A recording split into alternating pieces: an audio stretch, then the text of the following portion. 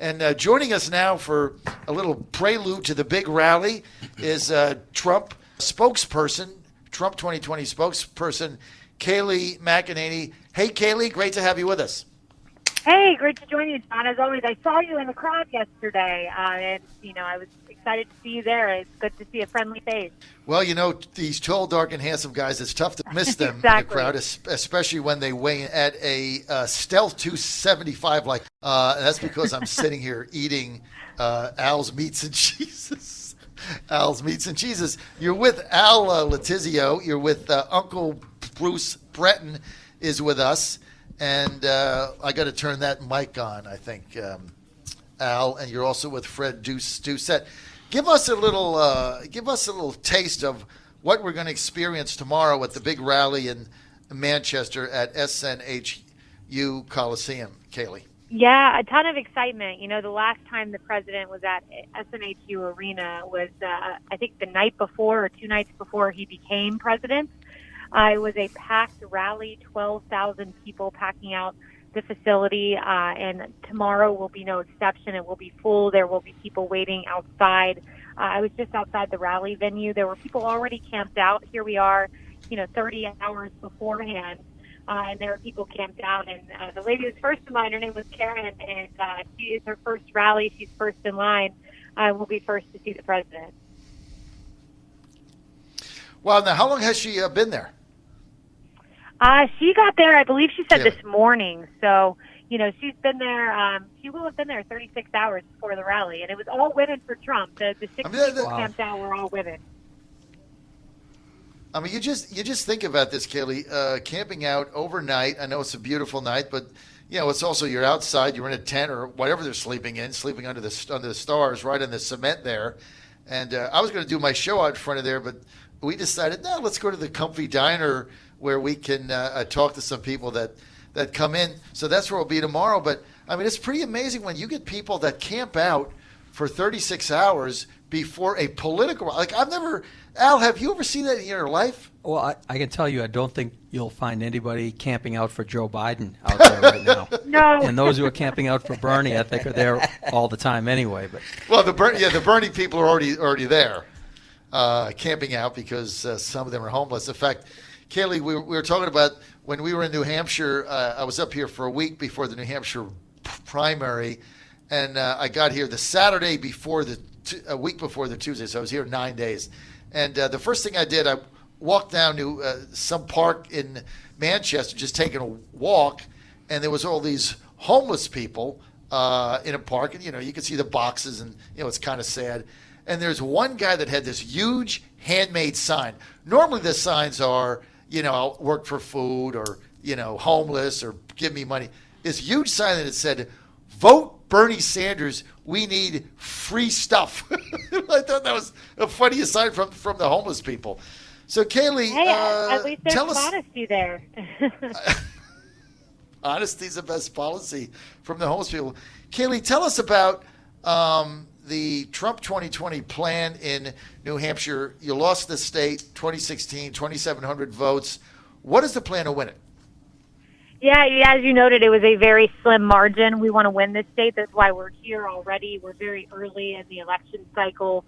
And the president's coming here, and that should be a big signal that this is a winnable state. And the plan is to contrast the policies of this president, which have brought back 19,700 jobs to New Hampshire, tons of manufacturing jobs, more than 1,200 manufacturing jobs, while Obama lost 2,400. Contrasting that with what the Democrats would do. I mean, 800,000, more than that, would lose their health insurance here in New Hampshire, their private employer-based insurance, should any of the Democrats get elected, from Bernie all the way down to Biden. So we have a vision to contrast, in addition to having men and women on the ground to mobilize this. This is a state we want to win, and we know that we can win and turn this blue state red. Let me ask you something. The shooting today at one of the federal offices that house the USICS staff, somebody's just shot a bullet through the window. I know you've heard about that, and you're with the campaign, but that's kind of a dangerous thing, that you're just sitting there and somebody fires a shot into a window because you work for an agency. Everybody knows that you're Kayleigh Mcenany, that you're spokesperson Trump 2020. Does any of your staff think about their safety when you see something like just happened in Washington? Honestly, and I'm not asking this in a rhetorical way, Kayleigh. I'm asking it honest, straight up. Yeah, I think we're all thinking about safety all the time in this environment. It's very scary out there. I mean, you look and there have been 3 ICE facilities attacked in 1 month alone. I mean, this is really scary stuff. There are deranged people out there that do want to commit harm. So I do think it's constantly on your mind.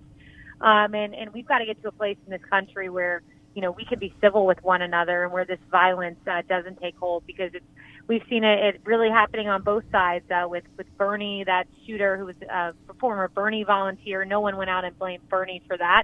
But you do see people pointing fingers in the wake of these horrific shootings this weekend, and there's really no place for that. There's one person to blame. It's the perpetrator of violence themselves, and, we've got to condemn it wherever we see that kind of violence.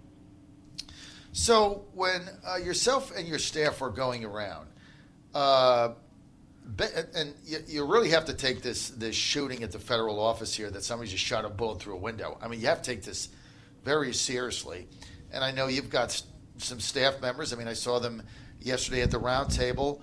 Are you taking any security measures at all? Yeah, I have security typically with me at all times. Not this morning, but typically that's the case. And we do protect our staff members. We have security in the office, and it's important to have in this climate, for sure. You'd like to think that we can all be civil with one another and recognize our political differences, make us significant. Unfortunately, there are some deranged people out there, so we certainly do take precautions. I tell you what, Kayleigh Mcenany, you would never think that having a position like being the spokesperson for a presidential reelection campaign that you would have to have security and look over your shoulder. I mean, you just never thought that the country would come to that. But, the shooting at the federal office yesterday, I mean, somebody starts shooting bullets through a window. I mean, anybody could be standing there. It could be anybody. It could be the secretary, the janitor, the person that takes out the garbage. It has nothing to do with anything. Anybody could be standing there. I mean, it's just hopefully they'll be able to take action on that. We're with Kayleigh Mcenany, spokesperson, Trump Campaign 2020. We're at Al Letizia World Headquarters in Windham, New Hampshire. Tomorrow we'll be right across the street from the Coliseum where the president will be at the Red Hour, 6 to noon.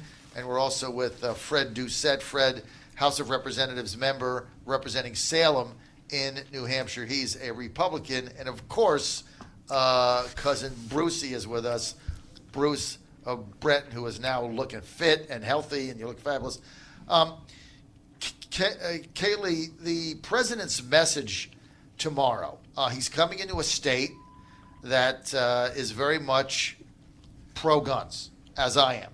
I have defended the president all week on my platform with his call, which I think is very astute, for real background checks, getting rid of the loophole, and also for federal legislation extending the red flag laws.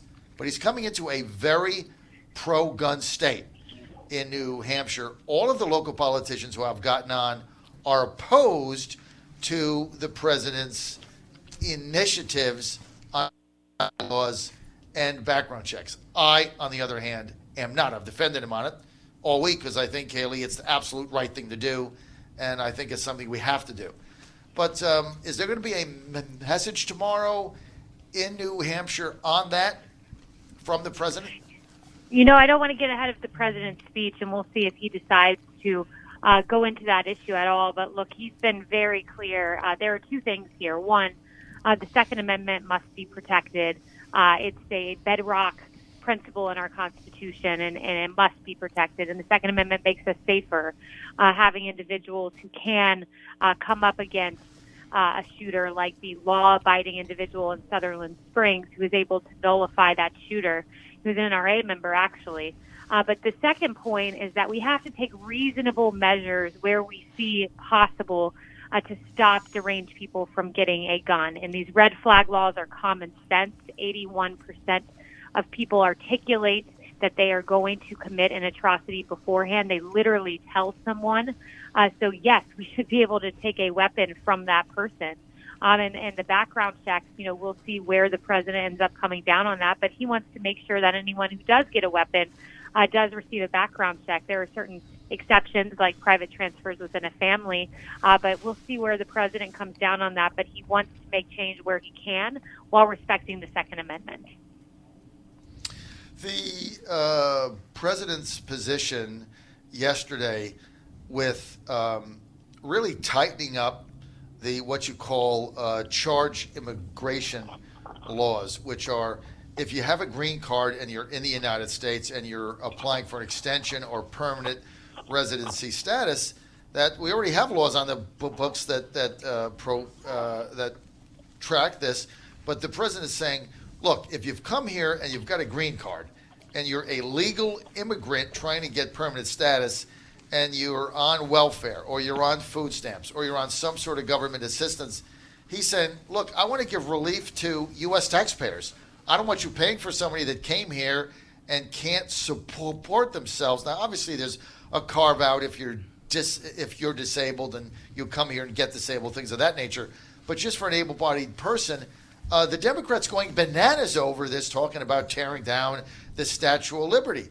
I don't really get what their position is. I mean, if you're coming to the United States, you're coming with a green card, which means you're coming here to work, and then you don't work and you're on public assistance. Why would you get permanent status? Like, who would do that? And how is that fair to the taxpayer like me working 18 hours a day to pay bills and pay taxes? Tell me how that's fair.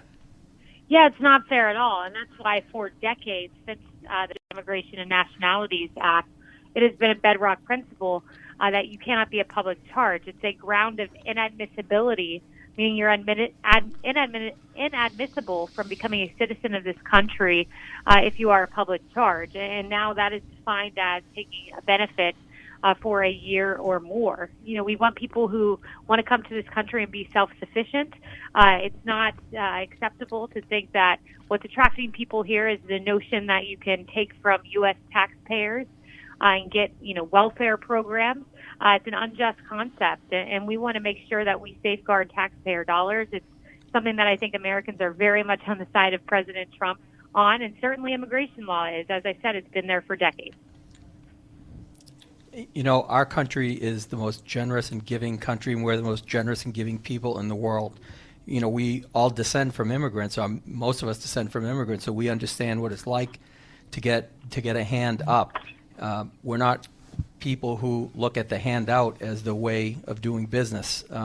So I think the other thing that happens right now in this type of a charged climate is that folks automatically blame this philosophy on President Trump when this is actually something that has been part of our laws in this country, that there are guidelines on folks who come in as immigrants, or requirements, and all we're trying to do is follow the laws. It seems like that's a constant theme lately, is all the president is trying to do is just follow the laws that are in place. And you've got members of Congress, you've got Nancy Pelosi, Chuck Schumer, who are so hypocritical, and all of their followers, Jeanne Shaheen here in New Hampshire, in lockstep with them. They won't follow the laws that they themselves are in charge of making and upholding. Yeah, that's exactly. All right.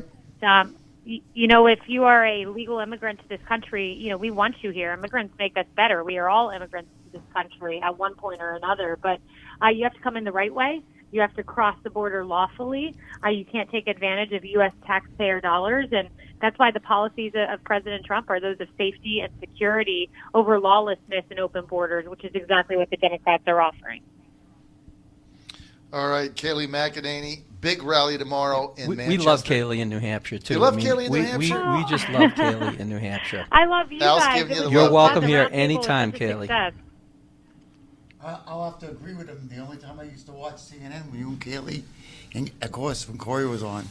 Well, the good old days was when CNN had think about who CNN had on. What was this, Kayleigh? 2 years ago, the mainstays were Kayleigh Mcenany, Corey Lewandowski, and John Fredericks. Those were the three mainstays on CNN. All of us are gone now. Kayleigh and Corey left under their own accord. I got fired. So Jeffrey Lord too. I am. Jeffrey Lord, Kayleigh, yep. do you know there's a sorority of pro-Trump CNN contributors that all got fired. We have our own little network. There's so many of them. There's me, Jeffrey Lord, Paris Bernard, Jack Kingston. There's a couple of the guy that does Phyllis Schlafly show. I can't think of it. Ed Martin. All of us got fired for one reason or another. I got fired because I beat Don Lemon in a debate night after night after night. Finally, they fired me. They had enough. Kayleigh Mac. Yep, that's unacceptable at CNN. Can't beat Don Lemon in a debate. But but Kayleigh, I did get the hardest assignment. I had to do Don Lemon 3 nights a week.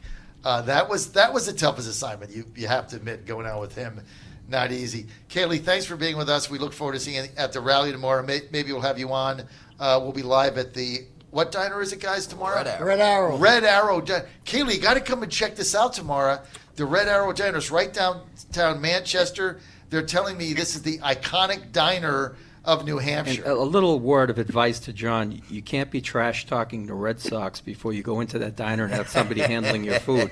I got that off my chest today. Hopefully they weren't listening. Yeah, that's right. Yes, but I'll take off my Red Sox sucks hat, and I'll not wear that in there. I've got enough problems. But they're also probably, Al, going to not serve me their finest meats and cheeses like you did. They do a great job at the Red Arrow. All right, going to the Red Arrow tomorrow. Kayleigh, you got to check it out and be with us. Elaine Park is going to be there. Kayleigh Mcenany, thanks for being with us. Always great to have Thanks so much for having me.